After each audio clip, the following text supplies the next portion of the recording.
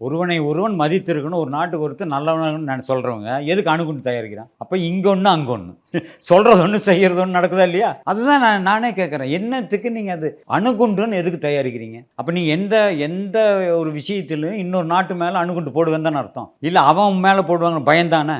அப்போ நெருப்பு, அப்போ நெருப்பை கையில் நீயே வச்சுட்டு அலையிற, எப்போ வேணாலும் போடுவேன், ஒன்று அவன் போடுவேன் இல்லை நீ போடு, அதான் அர்த்தம். அப்புறம் எதுக்கு மாநாடு, உலக அளவில் சமாதான மாநாடுல எதுக்கு போடுறாங்கன்னு கேட்குறேன். மீறித்தான் போவோம், அதான் மனிதனுடைய மீறல் செயல்கள் இதெல்லாம். சார் ஒன்றும் இல்லை, முதல்ல ராக்கெட் போன ஆம்ஸ்ட்ராங்கு போனார்ல, ஆம்ஸ்ட்ராங் நிலாவுக்கு போனார்ல, இறங்குறேன்னாரு, இறங்கி நிற்க முடியல, புவியீர்ப்பு கிடையாது, நிற்க முடியாது, மிதந்துட்டே தான் இருந்தார், கீழேன்னு சொல்லிட்டார்ல, அங்கே நிற்கவே முடியாதுன்னு.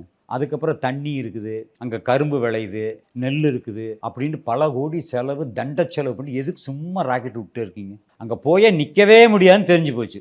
உண்மையா இல்லையா? அங்கே காற்று கிடையாது, ஒரு மாதிரி இது கிடையாது, புவியீர்ப்பு இல்லை,